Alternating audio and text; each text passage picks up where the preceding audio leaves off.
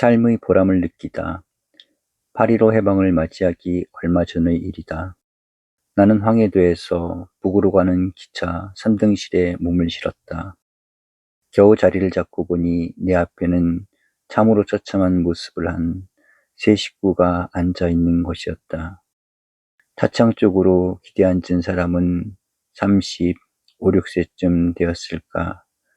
전신이 누렇게 보올라 바늘로 찌르면 피보다도 누런 물이 흘러나올 정도로 핑핑 부어 있었다. 자신의 몸을 건사할 힘도 없는 양 그저 기대고 누워 잠들었는지 죽었는지 분간하기 어려울 정도였다.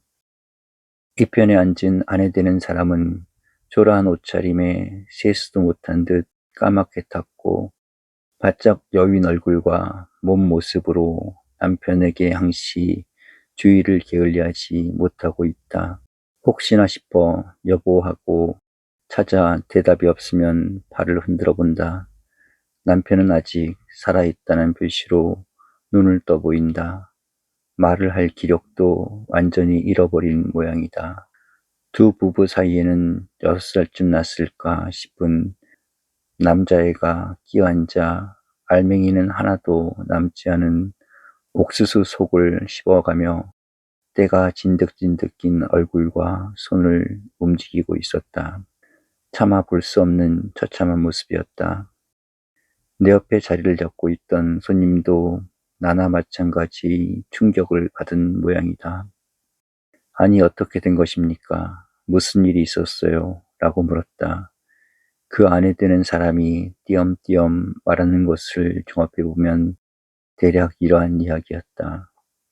평북 철산 지방에 사는 가족이었는데 일제 말기에 너무나 살림이 옹색해지니까 남편 되는 사람이 누군지가 가져온 소고기를 몇십 근 떼맡아 가지고 마을로 다니면서 행상을 했다는 것이다.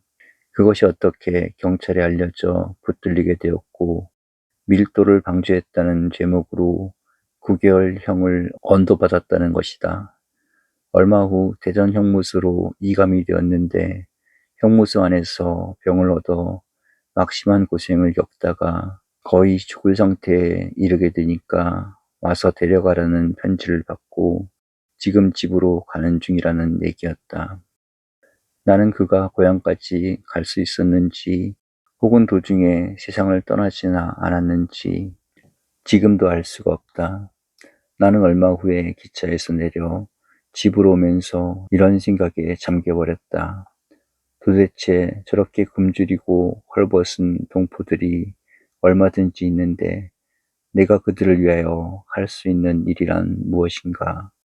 철학이니 사상을 논한다 한들 저들에게 무슨 도움이 된다는 말인가? 플라톤의 이상주의가 무슨 소용이 있으며 칸트의 진리관이 이렇게 억눌리고 불행한 백성들에게 무슨 잠꼬대라는 말인가? 하나의 사치, 지나친 정신적 허영 이외에 무엇이란 말인가?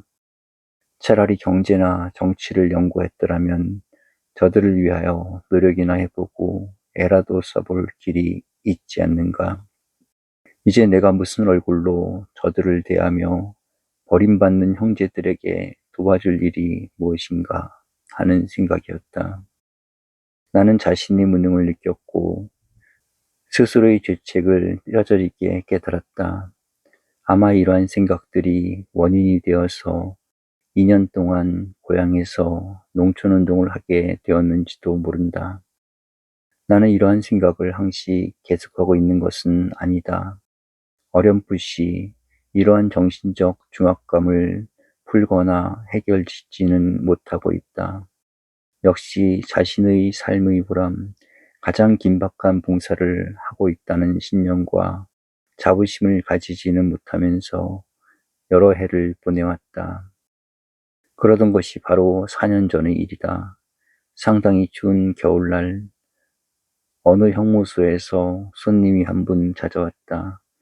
인권 옹호 주간을 전후하여 사회유지들의 강연을 게스트들에게 들려주기로 했는데 하루를 맡아달라는 것이다. 나는 어렵지 않게 승낙했다. 형무소에 대한 호기심도 없지 않았으나 불행한 사람들에게 좋은 얘기를 해줄 수 있다면 그보다 뜻있는 일도 없겠기 때문이다. 천수백 명의 죄수들이 푸른 옷을 입고 대기하고 있었다. 나는 자기를 위하여 사회에 해독을 끼치는 사람, 즉 악질적인 이기주의자가 되어도 안 되며 자기만이 고립된 개인주의 생활 태도도 나쁘니까 언제든지 협조와 봉사의 생활을 해야 한다고 간곡한 얘기를 해주었다. 그리고 그 속에는 상당히 많은 정치범도 있다고 들었기 때문에 이데올로기의 차이는 있을 수 있다 해도 타인을 해치거나 불행을 남에게 주는 일은 도저히 용납될 수 없다는 얘기도 덧붙였다. 이야기가 끝난 뒤 나는 몇 죄수들이 담화도 들었고 교도과장에게서 여러 가지 좋은 내용도 전해 알았다. 내가 이상합니다. 내가 오늘 한 얘기는 그리 쉬운 내용은 아닌데 이곳에 있는 이들이 아주 쉽게 이해하는 모양입니다. 라고 말했을 때 교도과장은 그러면요. 저들의 지식 정도는 결코 낮지가 않습니다.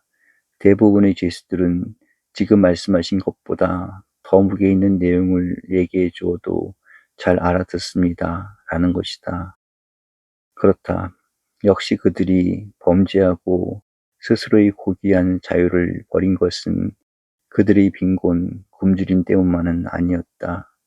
빈곤과 굶주림을 가져오게 된 것도 마음의 위치를 잃어버린 때문인가 하면 오히려 그들의 지혜와 지능이 더 심한 범죄를 가져온 것이 아닌가. 역시 먼저 있어야 할 문제, 가장 근본되는 문제는 마음의 위치를 바로 찾는 데 있다. 마음이 이지러지고 정신 상태가 바르지 못한 사람에게는 어떠한 지식, 능력도 사회에 해가 될 뿐이지 결코 도움은 되지를 못한다. 나는 그날 오후 집으로 돌아오면서 지금까지 오래 깨닫지 못하고 있었던 하나의 삶의 진리를 깨달았다. 가장 귀한 것은 마음의 문제라는 것이다. 무엇보다도 중대한 사실은 인간성의 개혁이라는 점이었다. 지난 가을 나는 목포를 다녀오면서 또 한 번 이 사실을 확인할 수가 있었다. 그곳에 있는 형무소에서도 거의 같은 결론을 얻을 수 있었던 때문이다. 나는 비로소 사람이 떡으로만 살 것이 아니라 하느님의 말씀으로 살아야 한다는 그리스도의 말씀의 진리됨을 발견하는 동시에 내가 하고 있는 교육, 종교를 비롯한 정신개혁의 사업이 얼마나 중대한 의미를 가지고 있는가 느껴졌다. 비로소 삶의 약간한 보람이라도 깨닫게 된 것이다. 그날 밤 나는 집에서 저녁을 끝내고 늦도록 책을 읽다가 자리에 누웠다.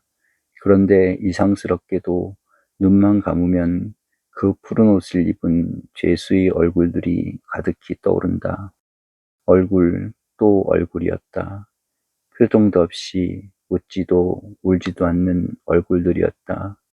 자리에 누워서 나는 다시 생각을 연장시켰다. 저 얼굴들이 누굴까? 내 형제, 친구, 이웃, 친척, 인생의 반려자들이 아닌가? 누구 때문에 저렇게 부자유한 사람들이 되었는가?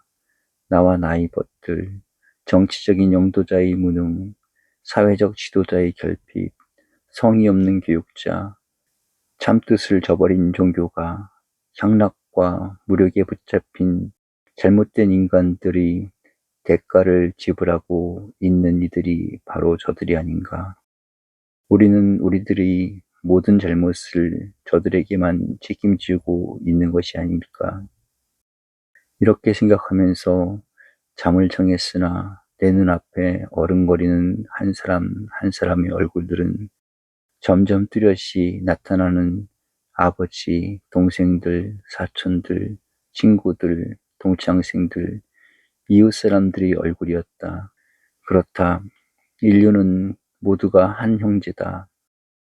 우리는 전부가 자신의 죄악을 그 어떤 특정된 인물에게 책임지우고 있을 뿐이다. 하느님의 아들이 온 인류의 죄를 대신 감당하듯이 인류의 죄를 대속할 수 있다면 그보다 더 보람 있는 삶이 있을까?